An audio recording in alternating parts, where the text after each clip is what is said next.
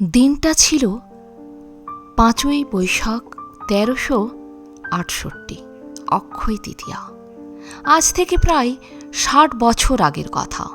স্কুলের ছুটি, তাই সময় কাটানোর জন্য বন্ধু গৃহে গিয়েছি। বছর খানিক আগে স্বামীজি দেহরক্ষা করেছেন। বন্ধু একখানা বই হাতে গুঁজে দিয়েছিলেন। পড়ে দেখি শ্রী শ্রী রামকৃষ্ণ কথামৃত, শ্রীমকথিত, প্রথম খণ্ড।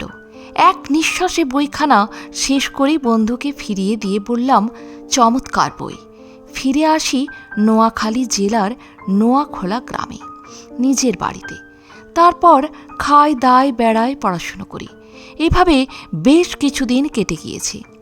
এর মধ্যে আমার বিবাহ হয়েছে, চাকরিও হয়েছে। প্রথমে চট্টগ্রামে, পরে কক্সবাজারে চাকরি সূত্রে অবস্থান।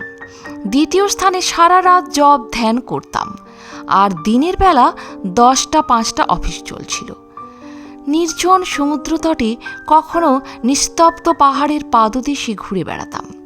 রাত্রে বাড়ি ফিরে খেয়ে দিয়ে শয্যাগ্রহণ। স্বপ্নে বহু সাধু সন্ন্যাসীকে দেখতাম। একদিন স্বপ্নে দেখি সমুদ্র তীরে বেশ তন্ময় অবস্থায় আছি। কিছুক্ষণ পর দেখতে পেলাম চারদিক আলোময় হয়ে গেছে, মধ্যে নারায়ণ শ্রীরামকৃষ্ণরূপী। চারদিকে মুনি ঋষিরা তার স্তব স্তুতি করছেন।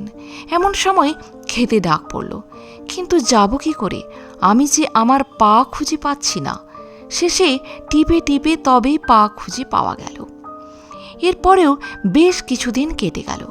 অফিসের কাজ তাড়াতাড়ি সেরে নিয়ে কখন পাহাড়ে বা সমুদ্র তীরে যাওয়া হবে সেই চিন্তা। আমি ছিলাম মা কালীর ভক্ত। মাকে দেখব, তার দর্শন হবে, এই ভাবনা মনকে ব্যাকুল করত। দেখতাম তার স্মরণ মননে কি আনন্দ। মনে আনন্দ যেন ধরে না।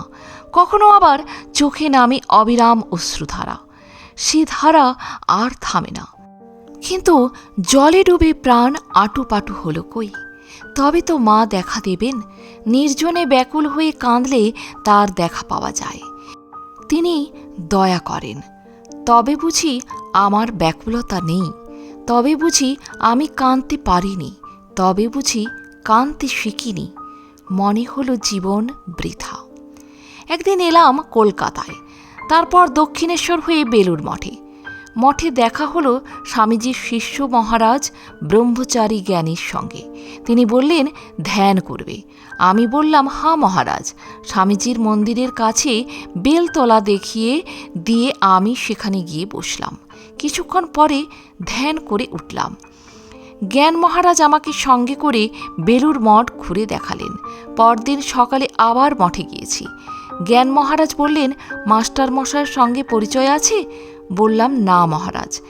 এক যুবক ব্রহ্মচারী কলকাতা যাচ্ছিলেন নৌকা করে। জ্ঞান মহারাজ তাকে ডেকে বললেন, একে নিয়ে যাও সঙ্গে করে, মাস্টার মশাইয়ের বাড়ি দেখিয়ে দেবে। নৌকায় উঠে পড়া গেল। তারপর বাগবাজারের নৌকা থেকে নেমে ব্রহ্মচারী আমাকে মাস্টার মশাইয়ের বাড়ি নিয়ে গেলেন। তার কাছে গিয়ে সভয়ে তার পদপান্তে উপবেশন করি। ছোট্ট একটি তক্তপোষের ওপর মুসলমানরা যেভাবে নামাজ পড়তে বসে, ঠিক সেইভাবে শ্রীম উপবিষ্ট। তিনি আমার সব কথা শুনে বললেন, আমি দিব্যচক্ষে দেখছি, মা হাত তুলে তোমায় ডাকছেন। খুব কম কথা বলেন, কিন্তু সদা হাস্যমুখ, মুচকি মুচকি হাসছেন আর আমার দিকে তাকাচ্ছেন। বললেন, মা আছেন জয়রামবাটিতে। কিভাবে সেখানে যেতে হবে তাও তিনি আমাকে বলে দিলেন। শতকোটি প্রণাম মা। আজ এ পর্যন্তই। ভালো থাকবেন, সুস্থ থাকবেন। যদি ভিডিওটি ভালো লাগে একটা লাইক অবশ্যই করে যাবেন। আর আপনি যদি নতুন এসে থাকেন আমার চ্যানেলটিকে সাবস্ক্রাইব করে বেল আইকনটি প্রেস করতে ভুলবেন না। সবার আগে বেলা 3টেয় পৌঁছে যাবে আমার ভিডিওগুলি আপনার কাছে প্রতিদিন। ধন্যবাদ।